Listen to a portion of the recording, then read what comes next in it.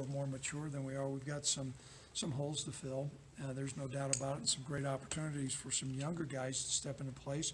Also, the message has been sent that there's no job that's secured out there. You know, all these jobs are open, all the positions are open. So as coaches, we want to make sure we evaluate everybody, and that's going to have a competitive edge to it. And we need to stay sharp as we take steps forward with our program. So I don't think we finished the practice with anybody seriously injured. Javari Jackson is back, got a little bit tight, but outside of that, I think we're okay. Craig, anything stand out to you from this first day? I know you're not in pads yet or anything, Right. but did anything stand out? Well, some things did. I thought particularly Johanna has got probably more quickness than what he had last year, which is encouraging. You know, I thought the offensive line had great presence. You know, there was some good blocks at the point of attack. Certainly the effort was good. We have to pull them back a little bit.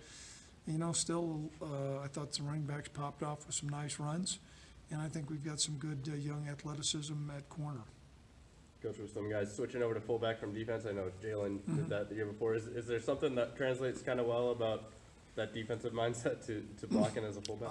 You know, a lot of times what you do on the other side of the ball on defense when you're trying to fill holes kind of naturally translates into that spot. And so we're going to continue. We think we need to develop more of a 21 package that's a fullback in the game. And so we're constantly looking at a lot of other guys. Jamari Moore's another guy that we're going to be taking a hard look at as well. Having that open competition at quarterback between Nick and Tyler, are you hoping to see something from Nick that you haven't seen? Well, Nick's done a good job, and what we're going to do is we feel like it's important to have the other quarterbacks be looked at as well. And so while Nick's played some, it's certainly not a body of work that has warranted saying, okay, you're the ordained starter. And so that's where we're going to take a hard look at all the guys that are out there. You look at your tight ends, and you got three seniors coming back that have played, and then you got guys behind two freshmen who have not. It's kind of an interesting dynamic there. And what are you hoping to see from your three tight ends this year, and even maybe some young guys that are emerging, I guess? Right, a great question. First of all, the three guys that have played a lot, they're going to need to have great years. Typically, really good football teams have the seniors there last year play their best year of football, and so that's going to be important from those guys. What I think from the younger guys is maybe a bigger, stronger presence. Not only, that's not a knock on those other three guys, but you know, Nate's a big, strong guy, and so we're going to need to have him and the other guys really step to the forefront and add some presence there. But as you know, when we first got here, we had no tight ends. Well, maybe one, I don't know. And we've kind of integrated those guys through the years, and we're certainly going to use those, the tight ends and the fullbacks.